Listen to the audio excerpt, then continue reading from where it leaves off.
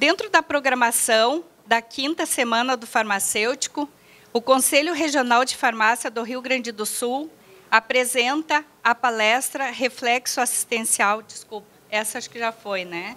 Reflexo Assistencial já foi. É a outra? No controle. Só um pouquinho.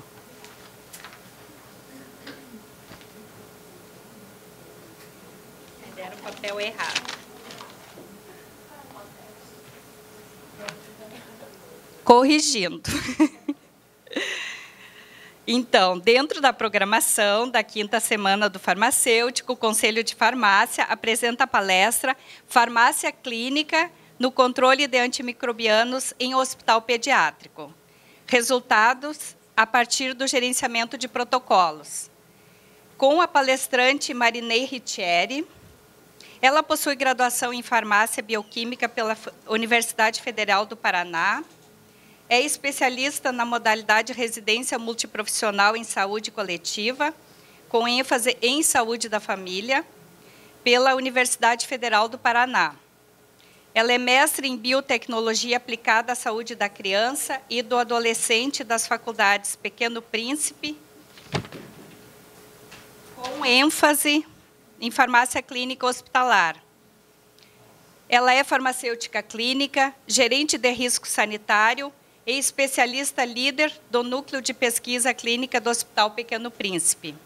Tutora e preceptora da residência multiprofissional em saúde da criança e do adolescente das faculdades Pequeno Príncipe.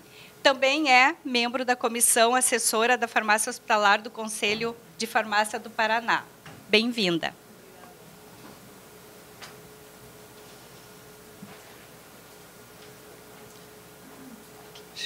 Bom, pessoal, bom dia a todos. É um prazer muito grande, né, estar aqui em Porto Alegre, participando do evento de vocês. Agradeço o convite e percebo aqui, né, que temos bastante estudantes, né, acadêmicos de farmácia. Queria conhecer um pouco, né, o nosso público. Quem que é estudante aí? Levanta a mão.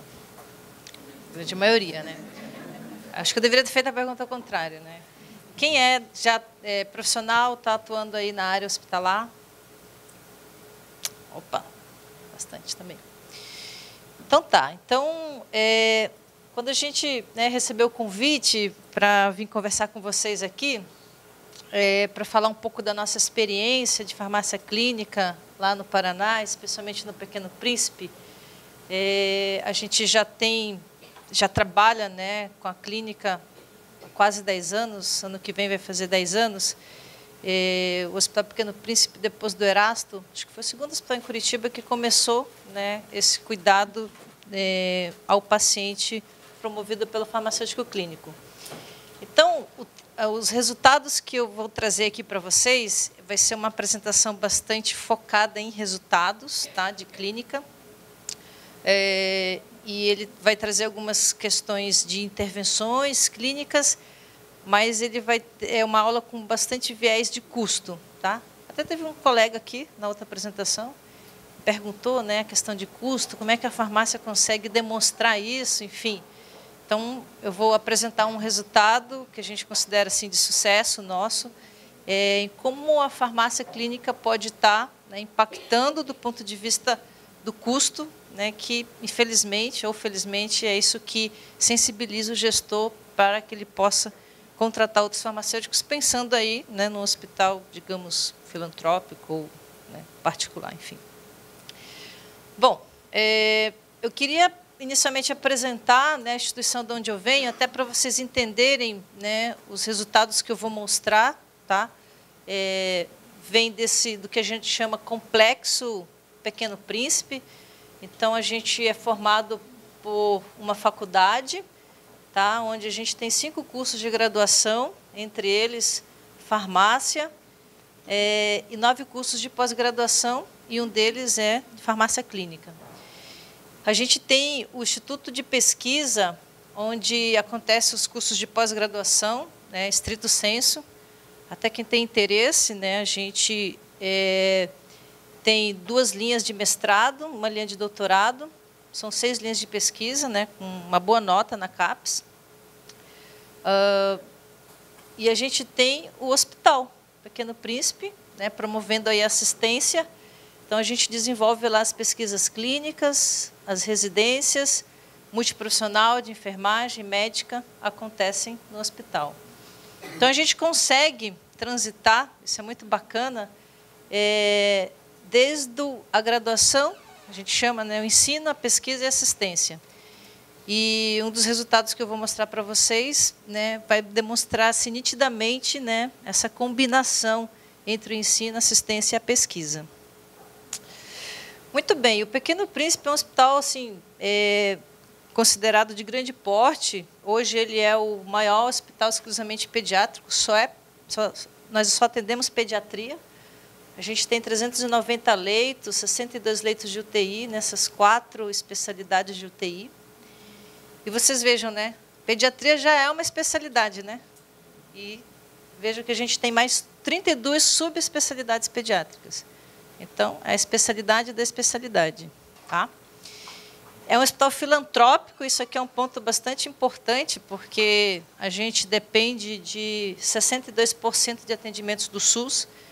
Então, nós somos um hospital, né, que não temos dinheiro, a gente vive de doação. E, por conta dessa questão de composição da renda, né, a gente, dentro, né, da farmácia clínica, mais do que nunca, a gente também tem que voltar o nosso olhar pensando na saúde financeira da instituição. Tá? E aí, aqui alguns números que mostram o nosso perfil de atendimento, né, a nossa demanda.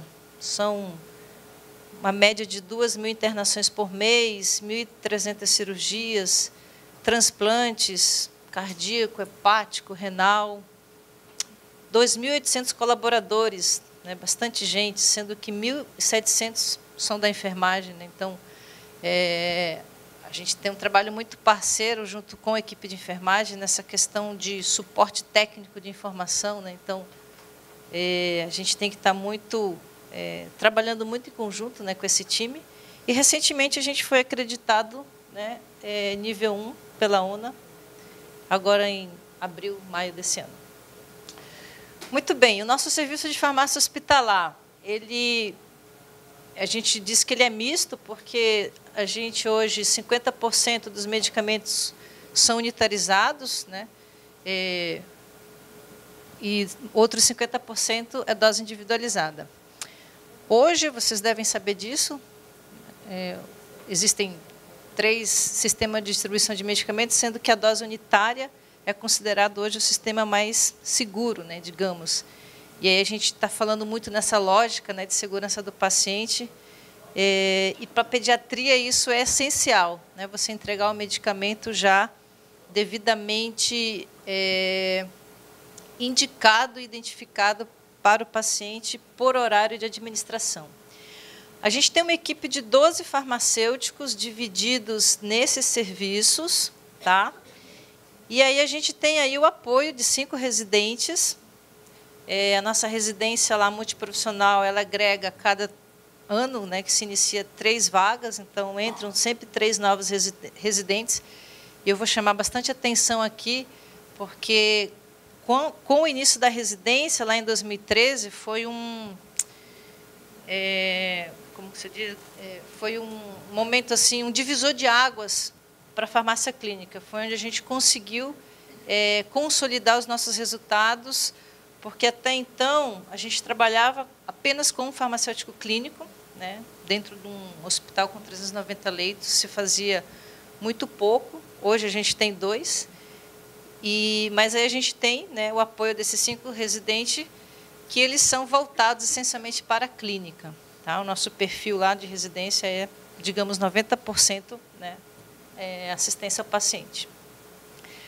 Muito bem. E aí, né, dentro dessa lógica do controle de antimicrobianos e do resultado que eu vou trazer, que eu, né, procurei dar uma ênfase mais do ponto de vista do impacto, né, de custo, e quando a gente fala de impacto, seja de custo, de recursos humanos ou de materiais, a gente está falando de otimização de recursos, né?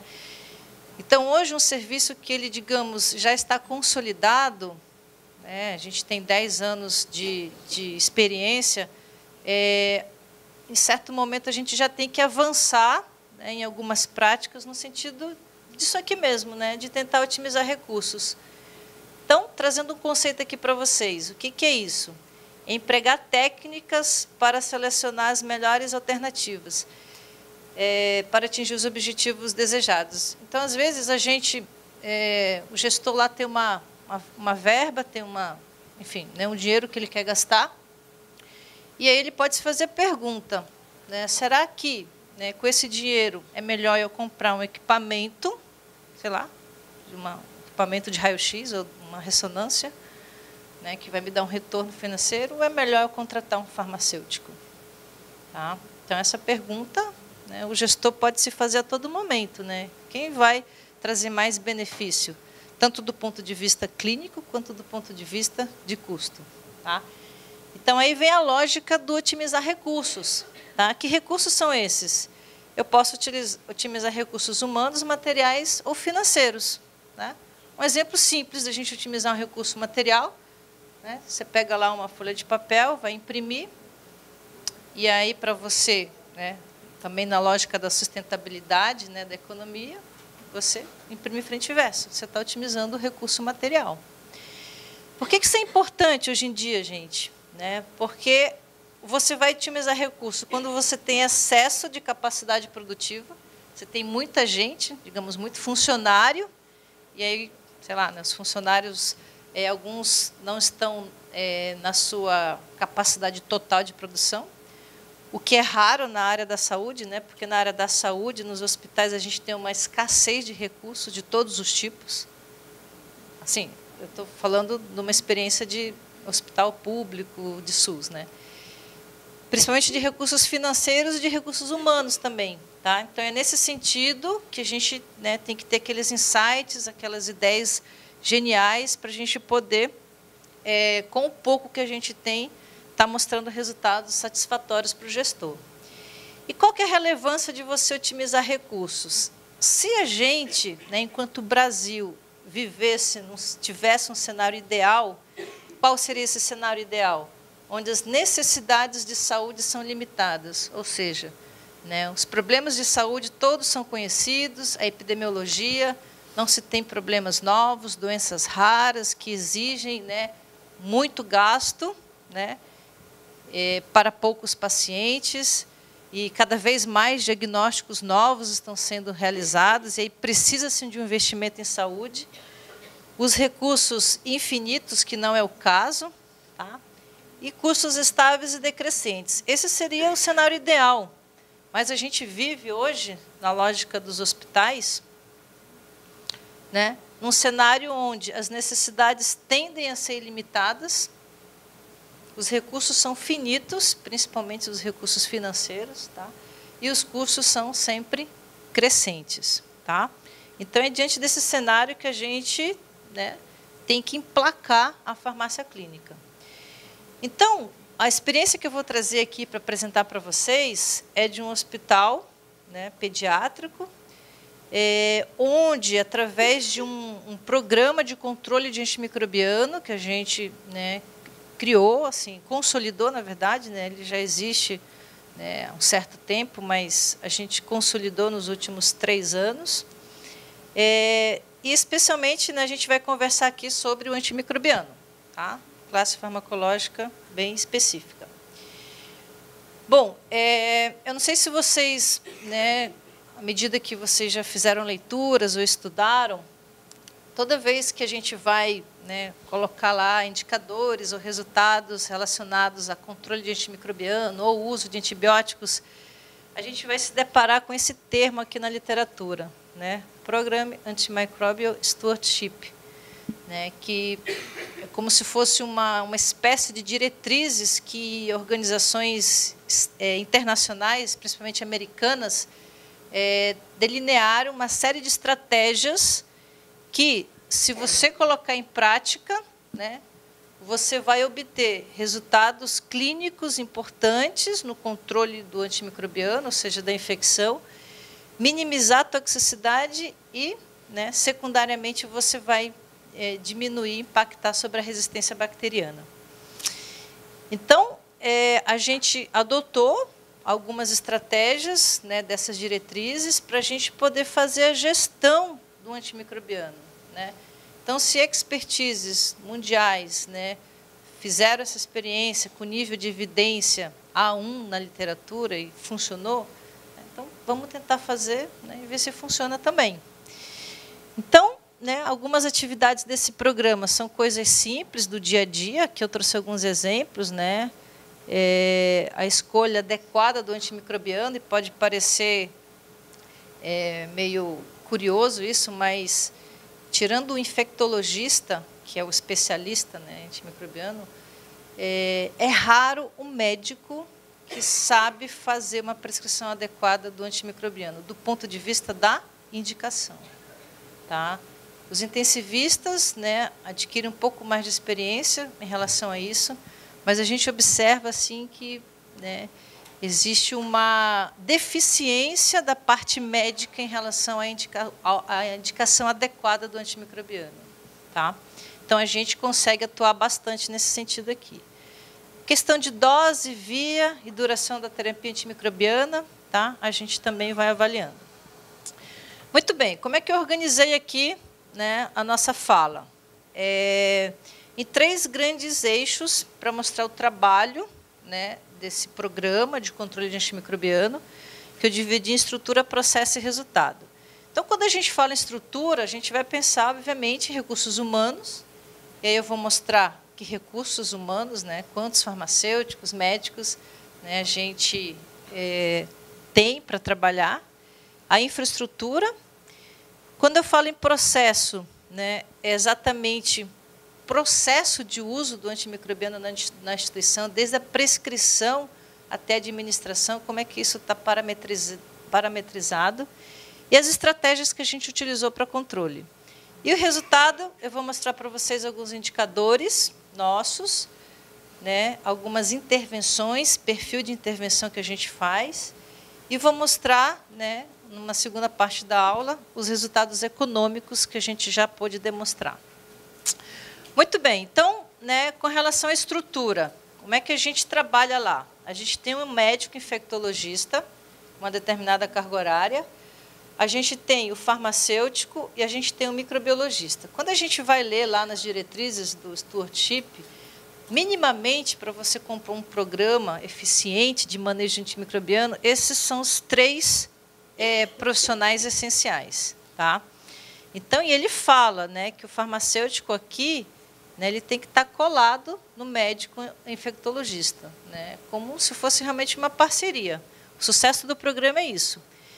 E o sucesso do programa também é o quê? O farmacêutico, ele ser especialista em antimicrobiano. Então, isso eu acredito que também vai ser uma tendência dentro da farmácia clínica. Né? Então, hoje a farmácia, né, ela consegue ter vários eixos de atuação. E a farmácia clínica é um deles. E dentro da farmácia clínica, né, a gente também vai começar a se especializar. Então, hoje, por exemplo, a gente pode dizer que nós temos especialistas em controle de antimicrobiano na pediatria. Tá? E uma coisa que é bem importante, e, na minha opinião, é o sucesso do nosso programa, assim, pelo menos a nível de resultado, é você ter um farmacêutico com carga horária expandida. Expandida, assim, a gente tem um farmacêutico 8 horas, todos os dias, só para cuidar dos antimicrobianos. Tá? Então, isso, obviamente, né, vai trazer resultados mais robustos.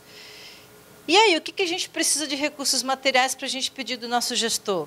Mínimo, né, pessoal? Uma estação de trabalho, né? Uma mesa, um computador, né? Materiais de consulta, internet, pronto, acesso ao sistema. E aí, como é que a gente faz o nosso trabalho lá? Tá? O nosso processo de trabalho. Então, esse farmacêutico, que ele é um residente, né, sob supervisão, ele faz a busca diária, tá, de todos os pacientes que estão em uso de antibiótico no hospital. E aí ele já faz, nesse momento ele já está analisando uma série de coisas, né, indicação, dose, frequência, né, exames laboratoriais. E aí, nessa busca ativa diária, no final da manhã, ele discute com o médico infectologista, ou discute, né, com a farmacêutica preceptora. Aí, no período da tarde, ele vai discutir com o microbiologista lá no laboratório. Então, a gente fez uma interface muito bacana com o microbiologista. Eu até vou mostrar um resultado em relação a isso, muito, muito legal que a gente teve.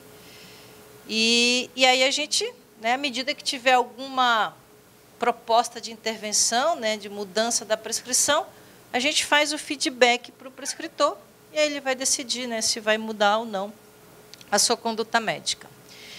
Os resultados. Então, eu vou apresentar 3 eixos de resultados, tá? Um em relação às intervenções, outro que vai ser assim, né, um ponto-chave da aula, que é a incorporação do exame de apoio à decisão clínica, que é a vancocinemia.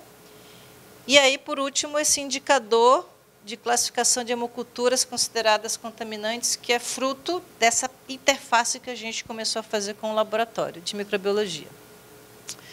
Muito bem, então aqui né, a nossa primeira frente de resultados dos indicadores de uso e de intervenções farmacoterapêuticas. A gente tem lá um consolidado de 2 anos do programa. Eu vou trazer aqui só o resultado do último ano, referente a março 15 a fevereiro 16. Tá? Então, o que a gente tem aqui? Tá? De toda aquela busca ativa diária realizada pelo farmacêutico, né, de gestão do antimicrobiano, como é que é a sua produtividade? Isso aqui é dado anual, tá? Então ele avaliou lá 8.306 antimicrobianos. Mensalmente ele consegue ver, né, 692 e a sua meta diária 42, tá? Aqui é mais só para ele ter uma dimensão, né, da sua demanda de trabalho, o que ele consegue fazer dentro das 8 horas que ele está dentro, né, dessa proposta. Aqui é a distribuição das classes de antimicrobianos avaliados. Então, percebam aqui, isso aqui mudou em relação ao ano passado, mas por uma situação bastante importante para nós, que somos farmacêuticos, a gente deve estar preocupado com isso. No primeiro ano, a gente tinha como primeira classe de uso as penicilinas, tá? Depois as cefalosporinas. E aí inverteu, né? Primeiro, né, tem se utilizado mais cefalosporinas do que penicilinas, do último ano para cá. Qual que é o motivo disso?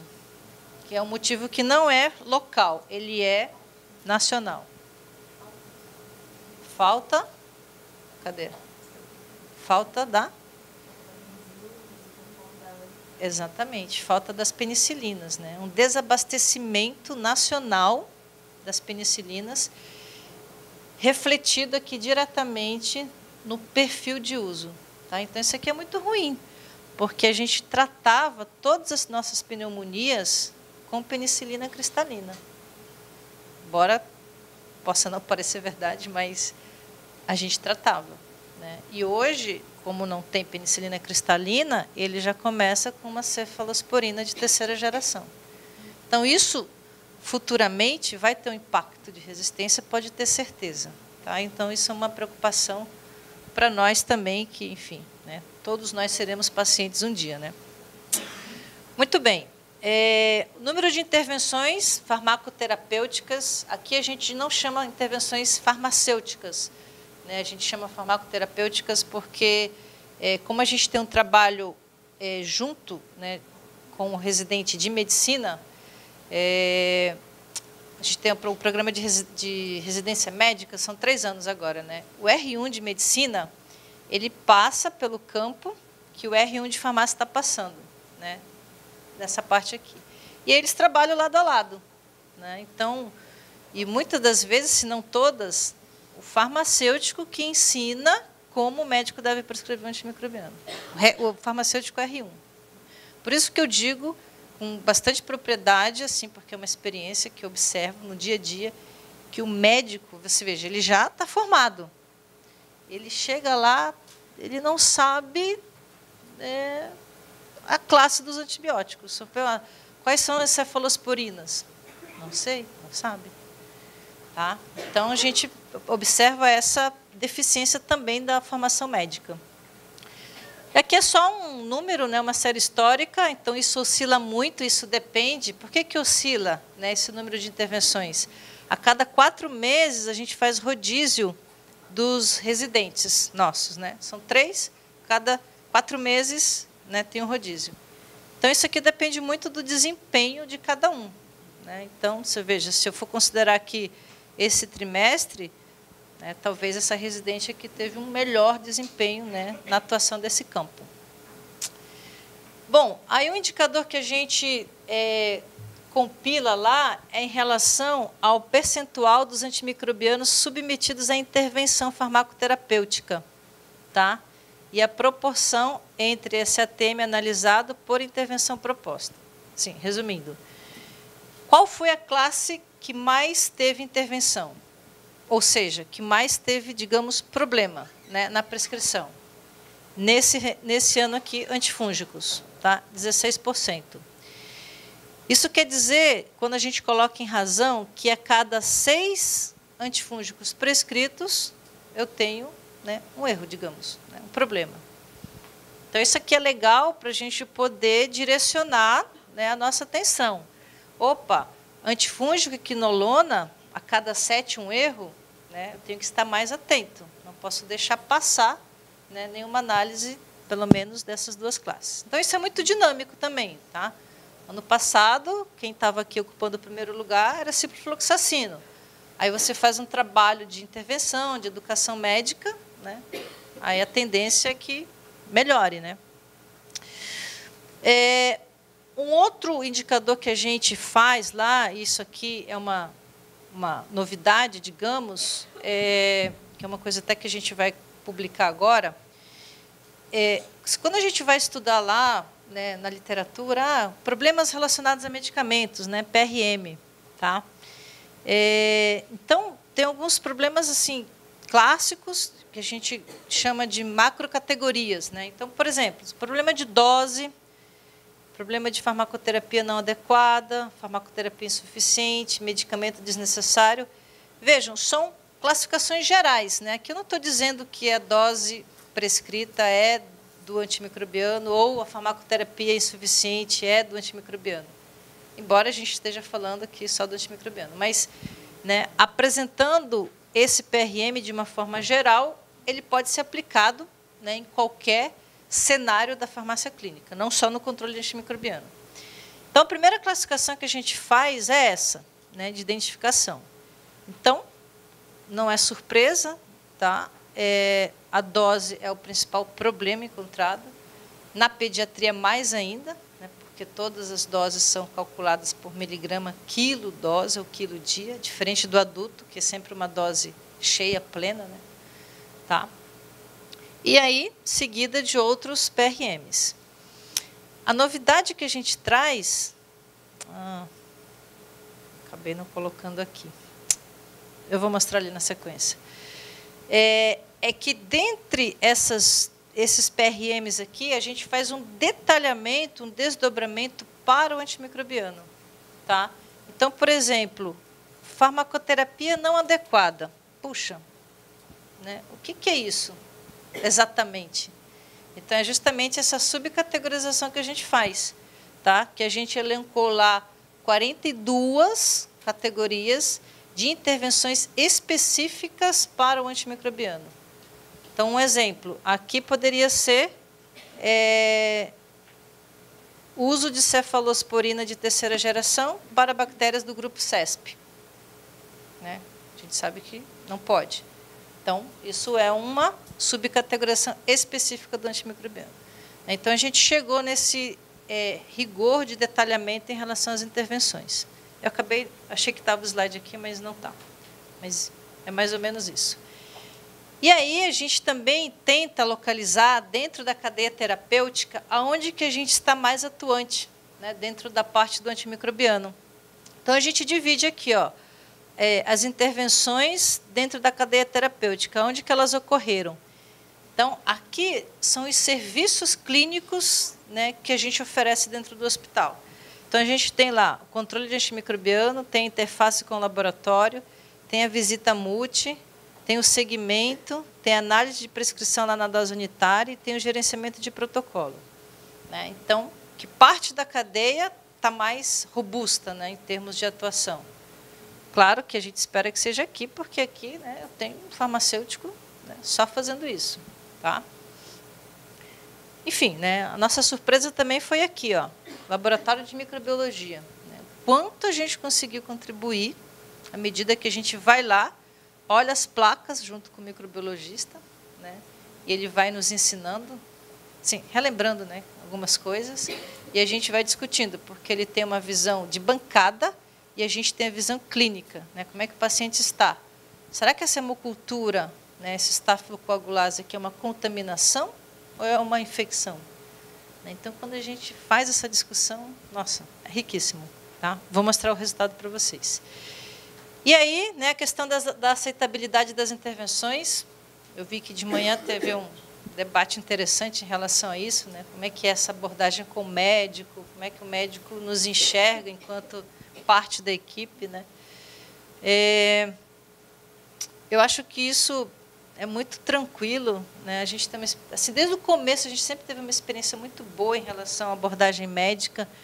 A gente tem uma aceitabilidade que, se a gente somar, a gente divide aqui, né, aquelas aceitas dentro de 24 horas da intervenção e aquelas aceitas após 24 horas. Então, a gente tem aqui 92%. Né? Aceitabilidade quer dizer mudança na conduta médica, né, na prescrição. Tá? O que a gente se preocupa, talvez, que tenha que ter, né, uma atenção maior, são essas aqui. Ó. Não aceita sem justificativa. Tipo, não vou fazer. Por quê? Porque eu não quero, sei lá. Né? Não tem justificativa, né, plausível. Tá? Muito bem. Impacto das intervenções farmacoterapêuticas. Esse é um indicador que a gente faz questão de compilar justamente para a gente poder, como a gente é um hospital de ensino, né, a gente trabalha com residentes, acadêmicos, aqui a gente consegue avaliar a curva de aprendizado, né, do farmacêutico. Não só do residente, mas a nossa também. Né? Vejam, todas aquelas intervenções, né, que a gente estratifica, computa ali, a gente divide ela em 3 eixos de impacto, que a gente chama, né, que é de segurança, efetividade, necessidade, intende-se indicação. Então, quando eu penso em segurança, eu estou pensando numa intervenção que, se eu não fizesse, ia causar um dano no paciente. Né? Quais são os 2 tipos de dano, do ponto de vista medicamentoso, que a gente, quando acontece, a gente direciona? Opa, isso é uma intervenção de segurança. Quando acontece o quê? Toxicidade, perfeito. E a outra? Que é a mais simples? Aí entra ali em efetividade, né? Ele não tratar a infecção, né? Ele entraria em impacto de efetividade. A reação é diversa, né, pessoal? Então, a reação é diversa. E a segurança, toda vez que ocorre isso, ou que você intercepta, né, a ocorrência, né, a gente classifica aqui. Efetividade, quando você detecta lá uma subdose do antibiótico. Puxa vida, era para fazer 120 miligramas de meropenem, ele está fazendo 60, metade da dose. Pode ser que ele não responda à infecção. Então, ela entra aqui, efetividade. Tá? E a necessidade, que é a questão da indicação do uso. Será que aquele paciente precisa desse antibiótico? Então, primeira coisa que a gente treina, né, o farmacêutico que vai trabalhar com isso, ele está de frente, né, tem uma prescrição com antibiótico. Primeira coisa, esse paciente precisa desse antibiótico? Ou seja, ele tem uma infecção? E parece fácil essa resposta, mas não é, né? Porque ele tem que se debruçar naquela evolução, naquele prontuário, enfim. Né? Paciente, né, o médico prescreveu 14 dias de tratamento. Lá no 10º dia ele já está bem, estável, sem sinais de infecção, exames ok. Será que ele precisa, é necessário 10 dias de tratamento, 14 dias de tratamento? Não, diminui o dia, então ele vem para impacto de necessidade.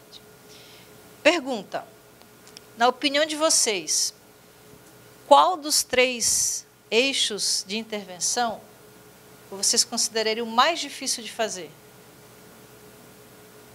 De necessidade, efetividade ou segurança? Necessidade? Concordo com vocês. Por quê, gente? O que nos requer, o que nos exige a gente fazer uma intervenção aqui?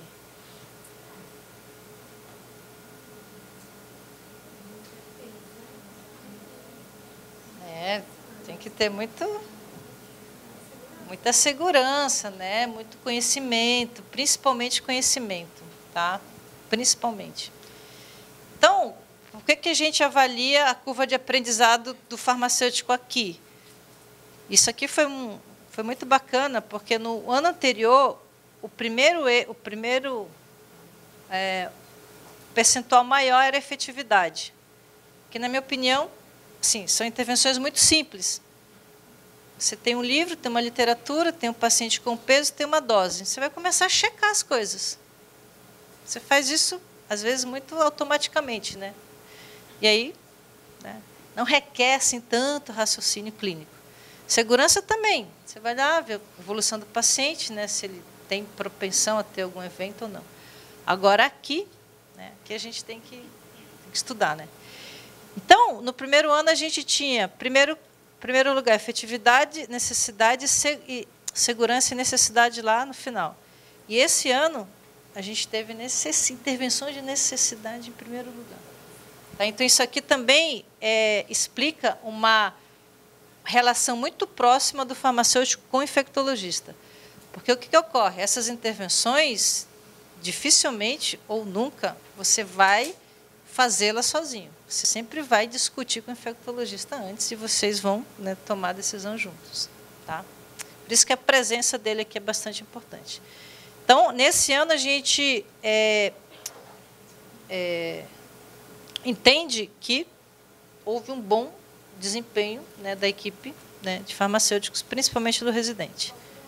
Claro. Aqui não se aplica mais intervenções relacionadas a custo, por exemplo. Tá? Ou aquelas que não se encaixou em nenhuma, tipo, aí não se aplica. Tá? Mais de custo. E aí aqui são alguns exemplos de intervenções do tipo lá de necessidade de indicação. A farmacoterapia não adequada, farmacoterapia insuficiente, né? Ele tem lá um antibiótico para bactérias gram-positivas. Será que ele não precisa, né, de uma cobertura para gram-negativo? Né? Medicamento desnecessário, imagina, você, né, chegar para o clínico intensivista, esse paciente não precisa desse antibiótico. Então, aí precisa realmente, né, uma discussão bastante sólida. Medicamento contraindicado. Então, esses são exemplos, né, que, em relação a indicações de necessidade. Muito bem. Então, aqui a gente fecha nessa primeira parte de como a gente trabalha, como a gente apresenta nossos indicadores. E agora eu vou apresentar, né, um resultado relacionado a custo, tá? Redução de custo, diretamente com a farmácia clínica, de incorporação de um exame chamado vancocinemia. Tá? Não sei se todo mundo conhece, mas vou já explicar o que é. E aí, essa proposta de incorporação desse exame, ela partiu, né, de um projeto que a gente escreveu, inclusive isso aqui é um TCC de uma residente nossa lá em R2, ela que está, né, encabeçando isso. E toda vez que a gente vai incorporar um exame ou um medicamento que você vai padronizar, enfim, existem 3 perguntas chaves, né, do ponto de vista, né, se você vai padronizar ou não. A primeira delas, se tem a necessidade do uso. Né? Será que eu preciso desse medicamento, padronizar esse medicamento, esse material? Será que eu preciso incorporar esse exame, vancocinemia? O que agrega do ponto de vista clínico? Primeiro, né, porque a gente sempre, né, tem o custo, mas sempre, né, o resultado clínico é o mais importante. E aí, né, o custo compensa o benefício? Né, também a gente tem que pensar nisso, porque, tudo bem, assim, é ótimo, é efetivo, é benéfico, mas é caríssimo.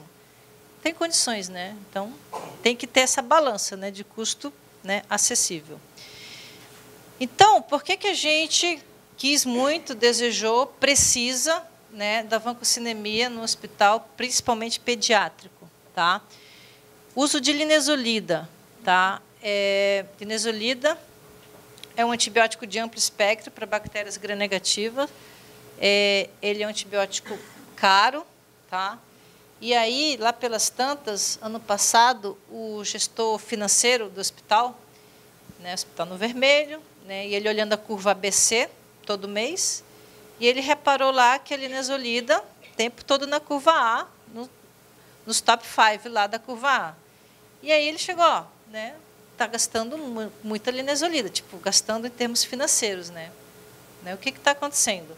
Então, vocês vejam que esse projeto hoje ele existe de uma inquietação financeira do gestor. Tá? E aí, a linezolida, dentro, né, dos aspectos de indicação, ela é muito restrita, essa indicação. Tá? Você usa para quando o paciente sabidamente tem uma hipersensibilidade, vancomicina, ou ele já está em injúria renal, né, porque a vancomicina é bastante nefrotóxica, ou, né, ele tem uma resistência, tá? Ele tem uma MIC alterada lá no antibiograma, que, né, ele precisa escalonar para as Zivox, linezolida. Ou seja, são 3, no máximo 4 indicações para o uso desse antibiótico. E aí ele tem um custo elevado. Eu até trouxe aqui para ilustrar para vocês. Posição da linezolida na curva ABC. Então, olha só, gente, lá em 2013, a posição dela era 5ª, com esse consumo, que é o consumo médio mensal, e, né, um custo total de 162 mil. 2014 foi para a 6ª posição, 229 mil, ou seja, de um ano para o outro aumentou 40%. Em 2015, ela estava na 3ª posição, por isso que o gestor gritou lá para a gente, né, ó, está gastando muito a linezolida. Tá? Aumentou mais 40%. Então, né, por mês aí era, né, 300 mil, por ano, né, 300 mil de linezolida. Tá? Muito bem, então a gente se deparou com esse problema e deu uma sugestão para ele. Falei, certo, por que a gente não usa vancomicina? Aliás, a gente usa, por que a gente, né, não poderia usar mais vancomicina em vez de linezolida? Aí que vem, né, as sacadas que a gente tem que ter. Só para a gente didaticamente entender aqui a comparação entre um e outro. Tá? A classe, né, são classes diferentes, o mecanismo de ação também, tá? Um inibe parede celular, outra síntese proteica. O espectro de ação é exatamente o mesmo, tá? Para bactérias gram-positivas. A indicação também muito semelhante, tá? Sendo que a linezolida, se você tiver um enterococcus resistente à vancomicina, é uma indicação restrita, mas, em geral, elas tratam pneumonia, infecção por catéter, infecção por MRSA, enfim. Grande diferença aqui, toxicidade aqui é maior, então, os intensivistas, o paciente está séptico, né, eles já vão para a linezolida, porque ele vai fazer a evolução natural da doença, né, fazer uma injúria renal.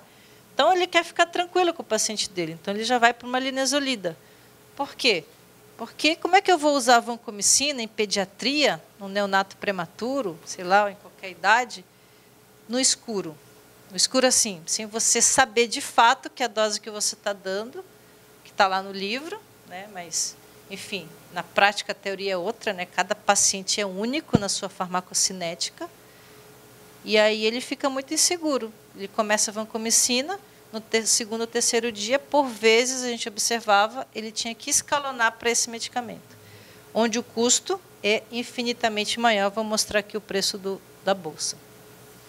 Então, pessoal, a vancocinemia é um exame laboratorial que determina a concentração de vancomicina na corrente sanguínea, né? Faz uma coleta de sangue, coloca lá no equipamento do laboratório, ele vai te dizer quanto de vancomicina você tem e você vai, né, interpretar se aquilo é uma dose terapêutica, uma subdose ou uma dose tóxica. Isso, né, é o suprassumo, né, da questão da farmácia clínica do ponto de vista farmacocinético. Tá? Só para vocês terem uma ideia, nos Estados Unidos, por exemplo, nenhum paciente começa a vancomicina sem fazer vancocinemia, isso é mandatório. Tá? No Brasil, poucos hospitais fazem isso, né? Até, por exemplo, lá em Curitiba tem um hospital que faz. Né? Então, às vezes, ela fala, faz vancocinemia, eu falo, nossa, você faz vancocinemia? Tipo, porque parece que deveria ser uma coisa tão comum, né? Esse exame ele racionaliza, né, o uso do antibiótico, porque ele vai evitar justamente esse escalonamento desnecessário para a linezolida, ele vai reduzir custos.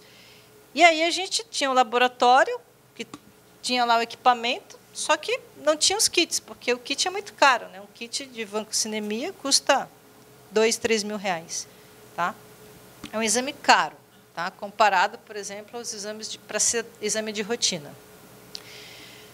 Bom, e aí, pessoal, associado a essa questão de custo da linezolida, até porque você pode intercambiar, né, vancomicina pela linezolida, salvo naquelas 4 indicações que eu falei.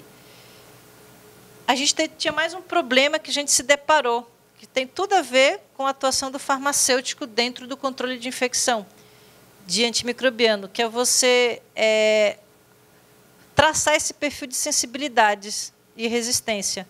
Então, eu trouxe um exemplo aqui. Ó. Esse trabalho aqui também foi realizado por um residente, né, que estava no campo. O perfil epidemiológico, isso aqui é a UTI mais complexa que a gente tem. Você veja, o primeiro agente de hemoculturas positivas é o Staphylococcus coagulase negativo.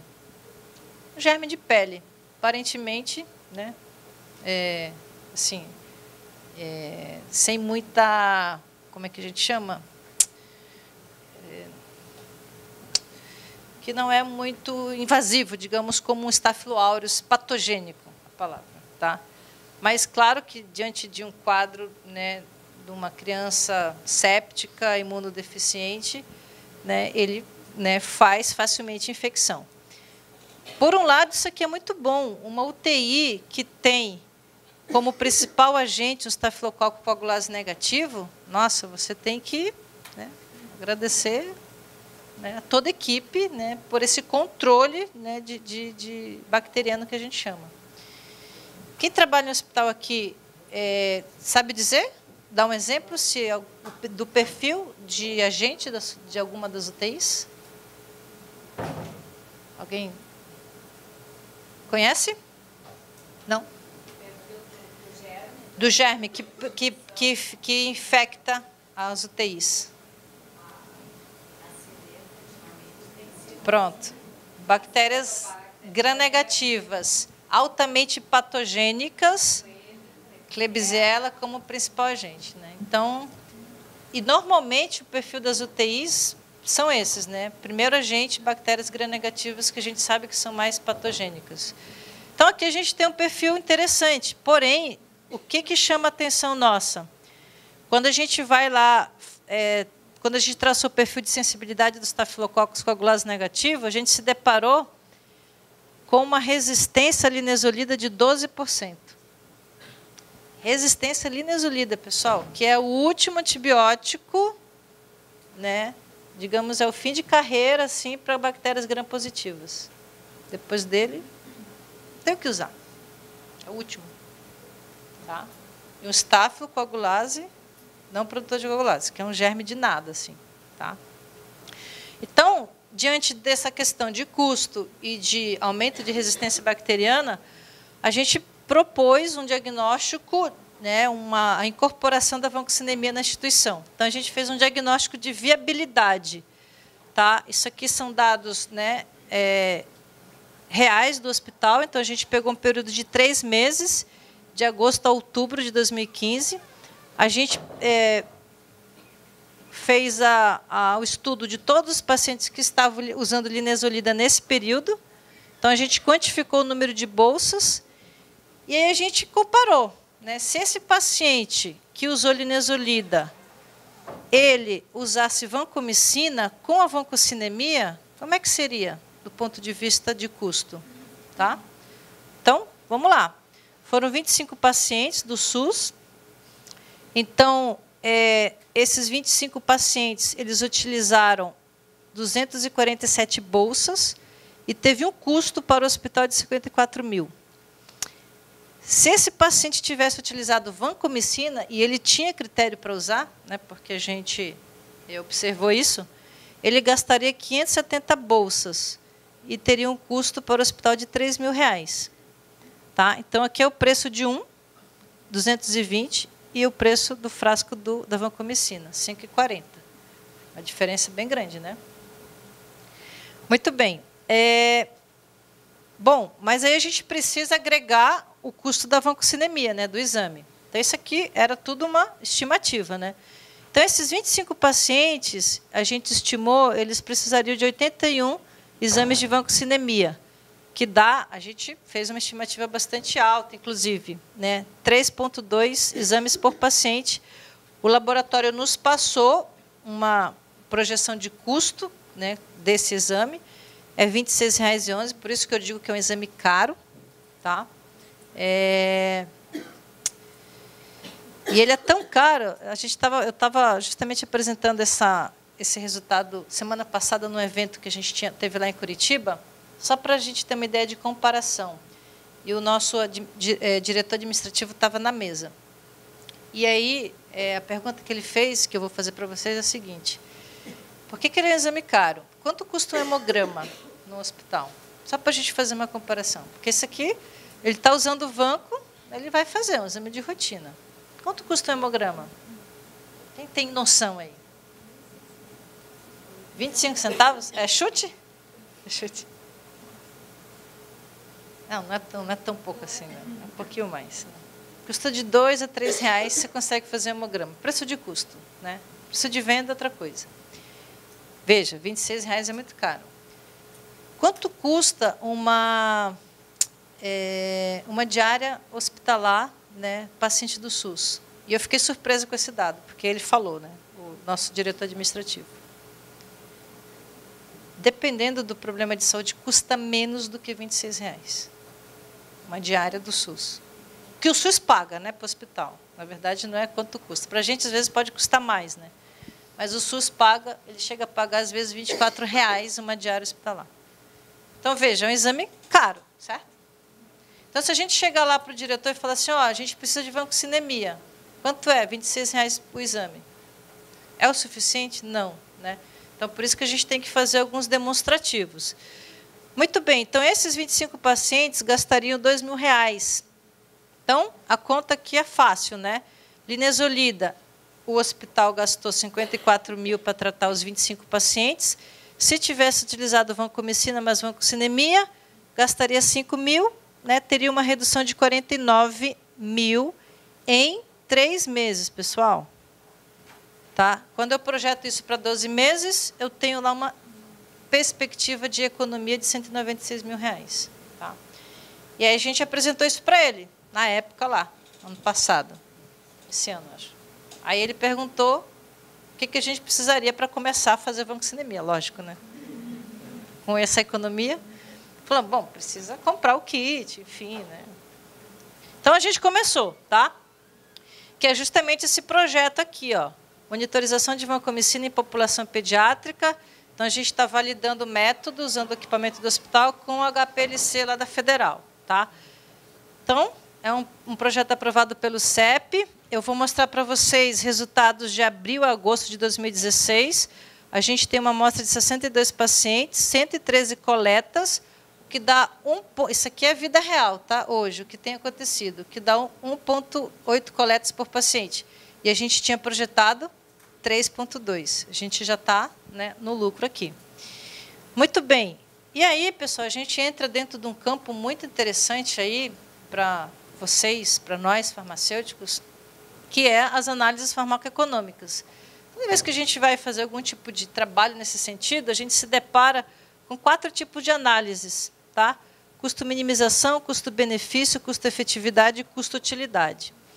Assim, rapidamente, tá? A análise que a gente utilizou para esse trabalho foi a de minimização de custo. Por quê? Porque eu parto do princípio que o desfecho, tá, nos pacientes usando vancomicina ou linezolida é igual.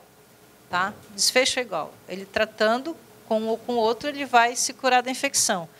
Então, toda vez que eu tenho um desfecho equivalente, né, eu tenho aqui um produto, um medicamento, no caso a vancomicina, vancocinemia, e eu tenho um desfecho equivalente, né, os pacientes vão ser tratados da infecção, eu só analiso o custo. Então, isso é uma análise de minimização de custo, que é o que eu vou mostrar para vocês. Muito bem. Aí a preocupação, né, e aí uma análise farmacoeconômica, sempre você compara duas coisas, ou dois momentos. Aqui a gente comparou o momento desses 5 meses desse ano com o momento de 5 meses lá atrás, onde a linezolida estava na curva, na terceira posição, né?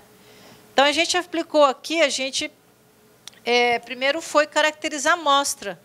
Será que, né, o perfil de pacientes, do ponto de vista da idade, tá, era o mesmo lá no ano passado? Porque eu posso ter tido menos pacientes ou mais pacientes, isso impactou na redução de número de frascos que eu vou mostrar para vocês.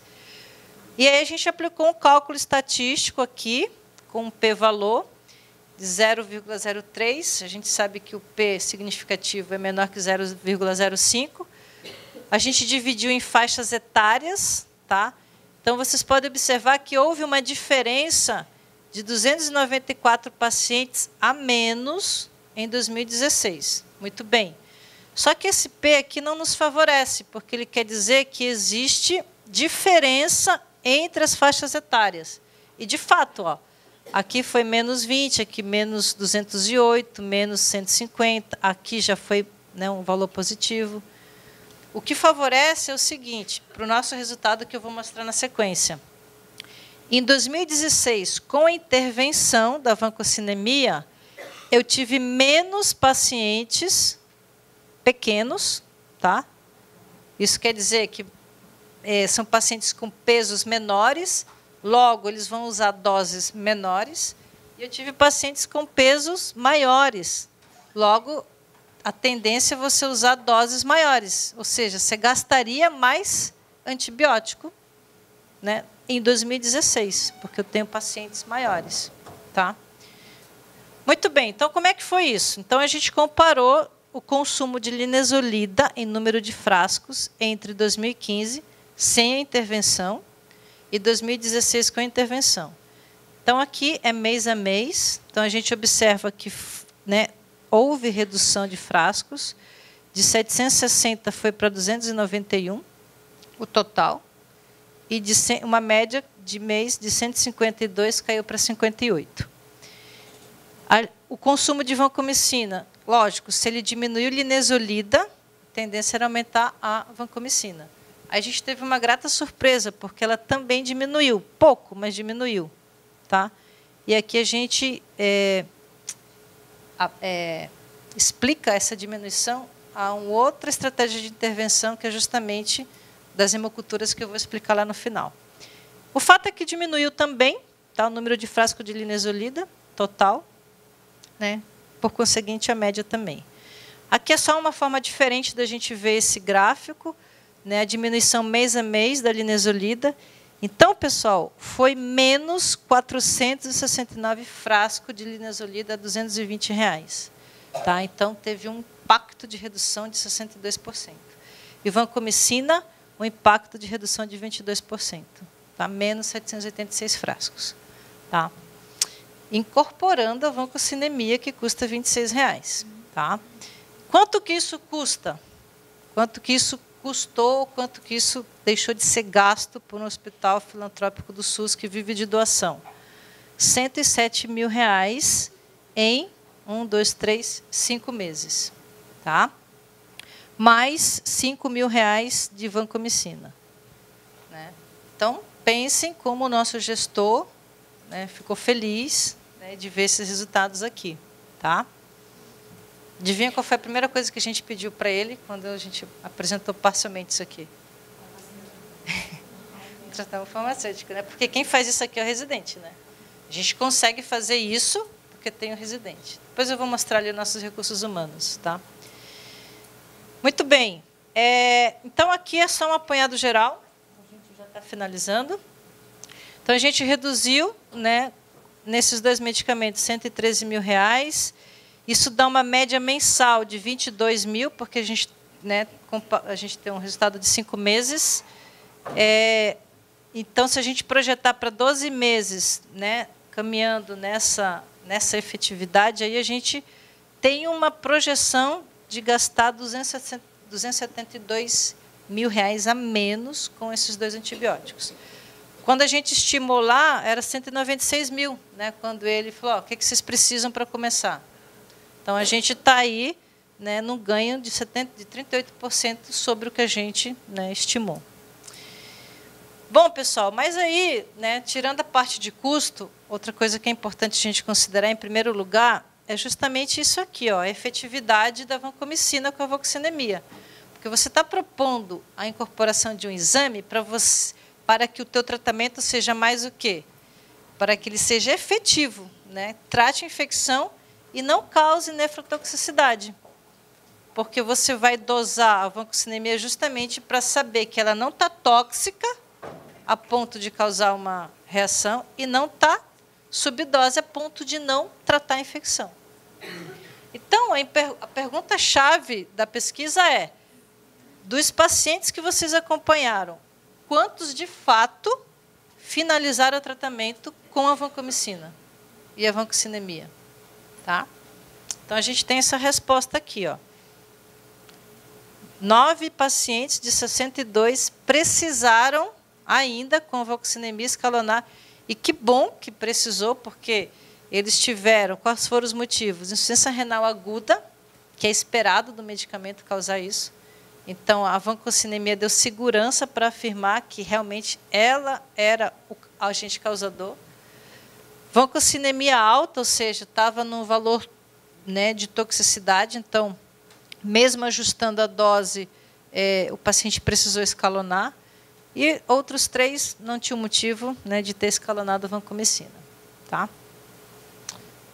Bom, e aí, para a gente finalizar, o último resultado, que é da interface com o laboratório de microbiologia, a gente faz um trabalho lá, como o nosso principal agente no hospital como um todo é o Staphylococcus não produtor de coagulase, toda vez que aparece esse agente na planilha de microbiologia, ou lá no antibiograma, lá no resultado do laboratório, a primeira pergunta que a gente faz é, esse agente aqui, esse germe, ele é contaminante ou ele é infectante?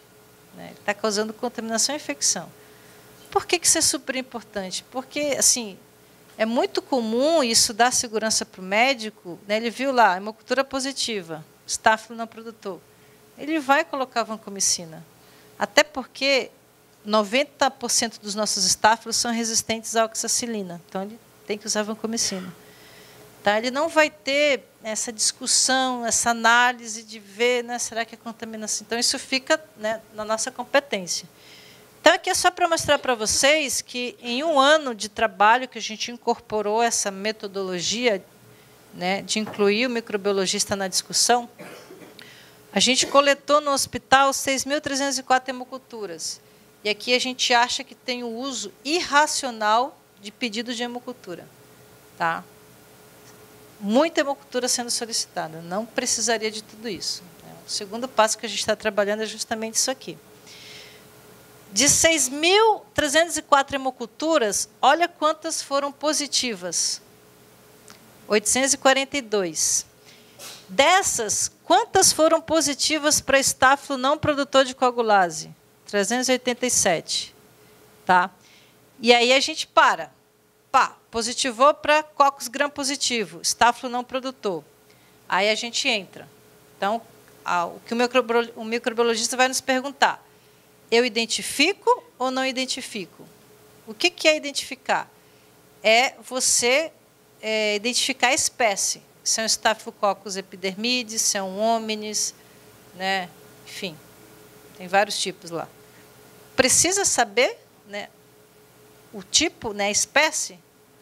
E aí é onde a gente começou a fazer esse trabalho. Se for um agente contaminante, eu não preciso saber.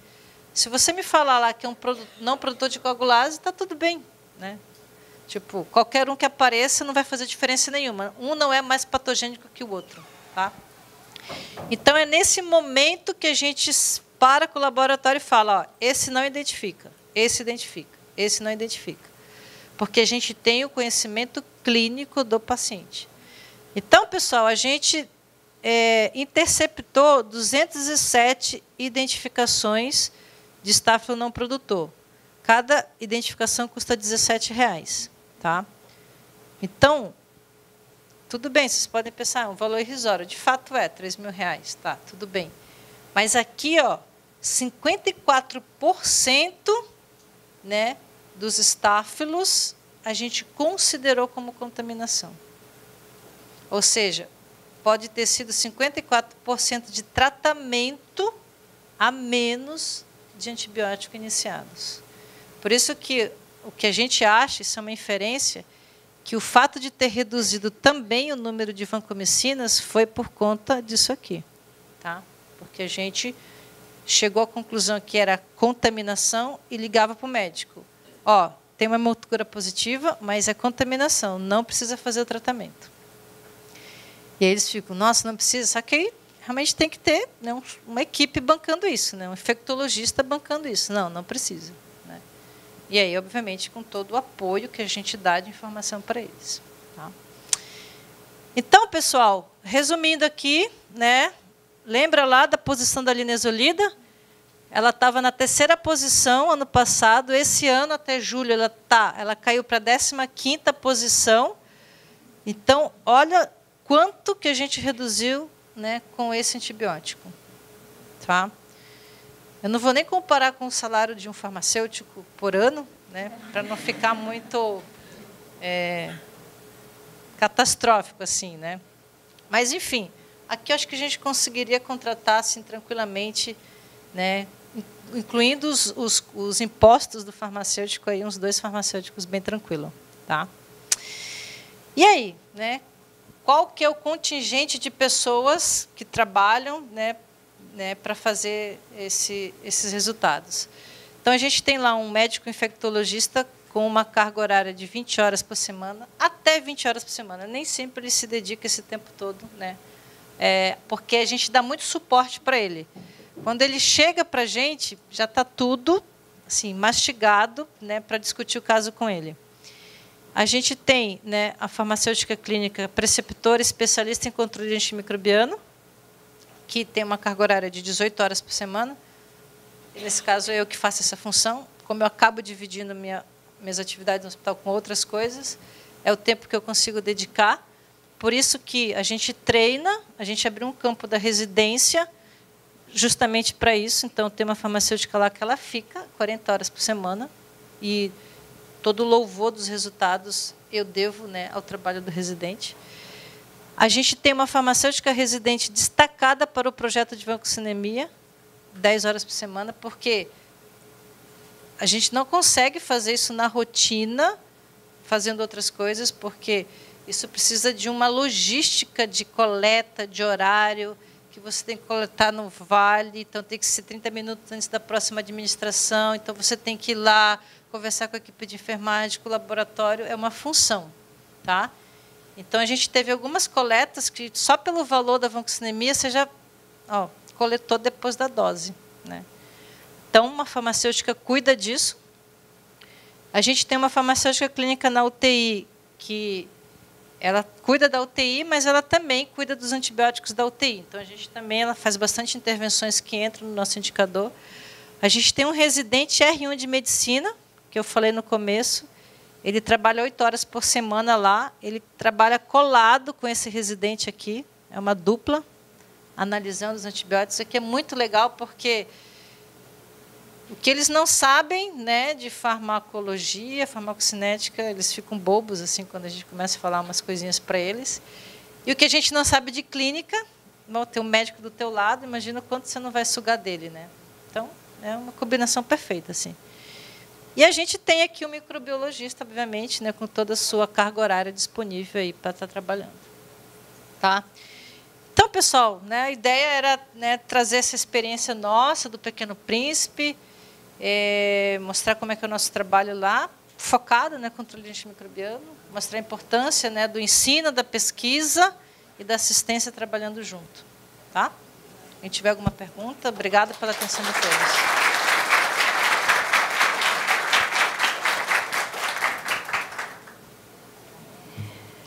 Primeiro, acho que vamos agradecer, né? Maravilhosa, uma aula, um curso, dá para dizer que tivemos um curso. Eu, como trabalho em controle de infecção, fiquei aqui deslumbrada com essa aula, né? E a gente tem tempo, podemos abrir para perguntas, aproveitem o conhecimento aqui da Marinei. Opa!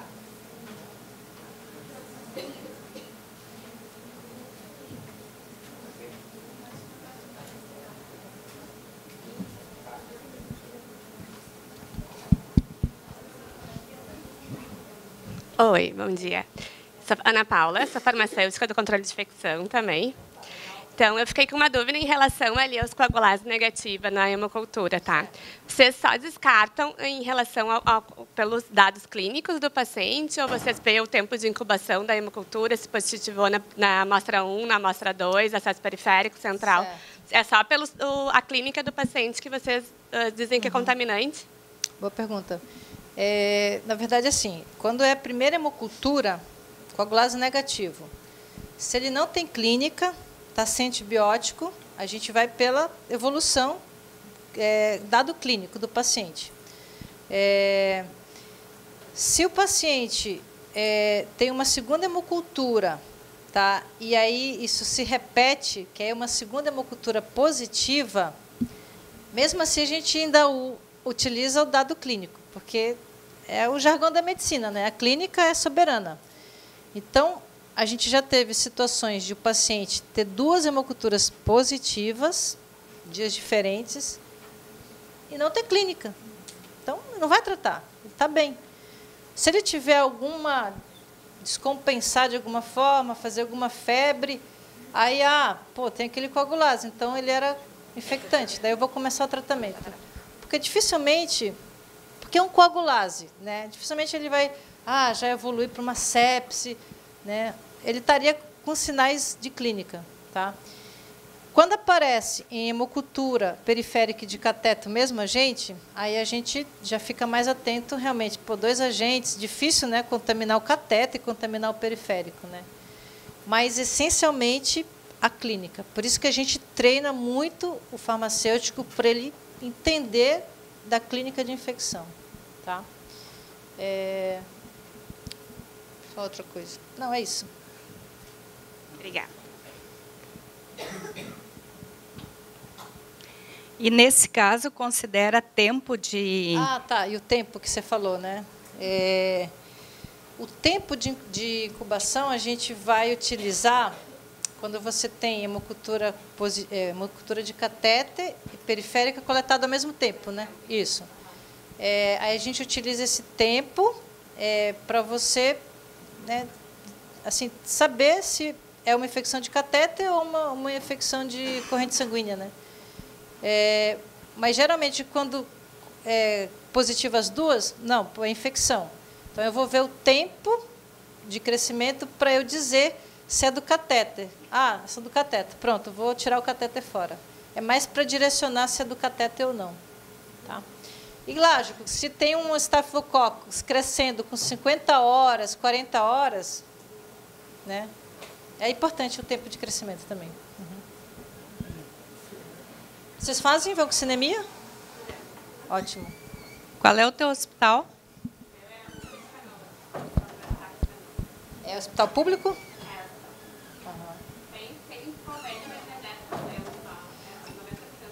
E vocês usam linezolida lá? Só no padrão. Só quando a gente tem PSE. Certo. Só quando o paciente não responde, E dá muita alteração na concentração sérica ou ela fica dentro do terapêutico? Depende do paciente. Por exemplo, os pacientes lá agora, então eu não consigo assumir o nível sério dele. Exatamente. Todos os nossos, assim, todos não, mas a gente fez um trabalho específico na neonatologia. 50% dos pacientes da NEL, eles não atingiam o nível sérico, sempre subdose. Por isso que, pensa, se você não tem esse exame, ele não vai responder em 2 dias. você vai para a linezolida, sendo que você tem a oportunidade de aumentar a dose ainda, né? Só que o médico não vai aumentar no escuro, sendo que é uma dose nefrotóxica, é um medicamento nefrotóxico, né? Marinei, e se a gente não tem toda a equipe, como vocês têm no caso dos residentes, né, fazendo a busca ativa, eu tiver que optar, eu vou começar um trabalho mais ali na avaliação dos antimicrobianos. Escolho alguns, qual poderia ser, como que é a sugestão? A gente se deparou com esse problema, né? Com essa escassez de recursos, né? Quando eu trabalhava na CCH, eu tinha uma carga horária reduzida para a CCH, então eu privilegiava os antibióticos de amplo espectro, tá? Agora veja, né? A gente faz isso com residente. Hoje a gente teria condições de chegar para o gestor, porque a residência vai que tipo acaba de hoje para amanhã. Hoje o gestor, né? Só se ele for muito burro, não querer contratar um farmacêutico para trabalhar só com vancoxinemia, entende? No nosso hospital, né, ela sustentaria um farmacêutico. Né? Mais perguntas? Deixa eu fazer uma pergunta para vocês aqui que são alunos. Quem é acadêmico, né? Vocês têm interesse em seguir, fazer residência? É uma coisa que inspira, motiva vocês? Residência? Oi, eu sou estagiária de farmácia do controle de infecção do Mãe de Deus. E eu queria fazer uma pergunta assim, como que vocês conseguem ter certeza do resultado daquele exame? Assim, qual a dificuldade que vocês encontram de saber se foi coletado na hora certa que tem que ser coletado, se nesse sentido, assim? Essa é a principal dificuldade e a limitação do sucesso de você interpretar um exame ou não. Como a gente está ainda no âmbito do projeto, como a gente tem essa farmacêutica, que ela cuida desse projeto, o projeto é dela, né? Então, ela assim, é uma auditoria que ela faz, porque a gente está mapeando justamente todas essas dificuldades. Então, ela vai, sinaliza para a enfermagem, ó, tem que ser, né, tanto tempo antes, e depois ela se certifica, né, se isso aconteceu ou não. E a gente já sabe que quando a gente, nos próximos meses, que isso vai virar rotina no laboratório, a principal dificuldade vai ser essa, né, de sensibilizar o enfermeiro ou o coletador do time correto do exame. Senão você perdeu tudo. Tá? Como está em âmbito de projeto, a gente está assegurado. Depois, vocês devem ter essa dificuldade. Agora essa é a nossa principal dificuldade. Exatamente. No momento. A gente vai ter que pensar, a gente já está preocupado com isso, então a gente já está mapeando, né, como que a gente vai trabalhar junto com o laboratório e enfermagem para garantir isso, porque a gente já teve resultado que deu 60, né, é até 20, né, 60. Com certeza isso aqui foi depois da dose da vancomicina. Aí você vai lá, não, eu quero você coletou. Não, coletei antes. É incompatível, né? Enfim, né? Isso sempre é o limitador. Tá?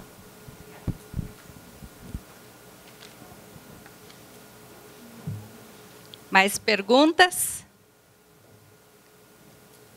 Pessoal, a ideia assim, é um assunto bem específico, essa questão da redução da vancocinemia, mas isso é para que ele traga até ideias, né? Isso pode ser aplicado de uma forma geral para qualquer processo, né, de intervenção que a gente faça dentro da farmácia, né?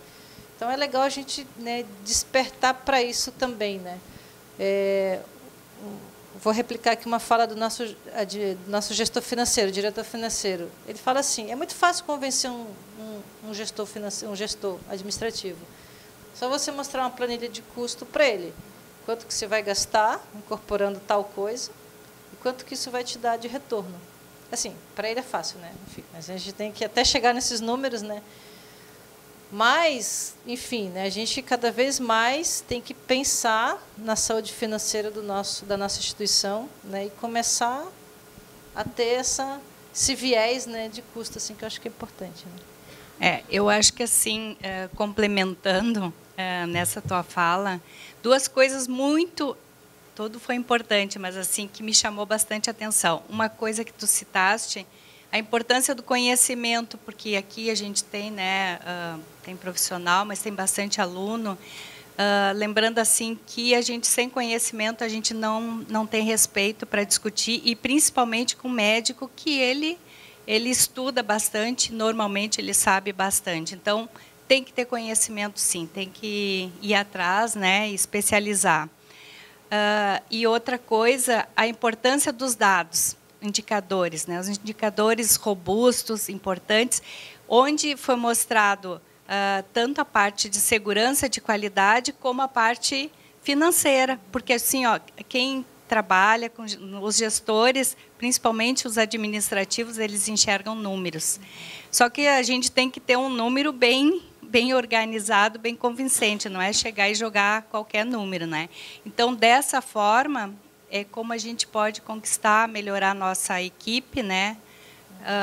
Transformar aqueles 270 mil ali, daqui a pouco alguma coisa em farmacêutico, né? Então, acho que esse é o caminho.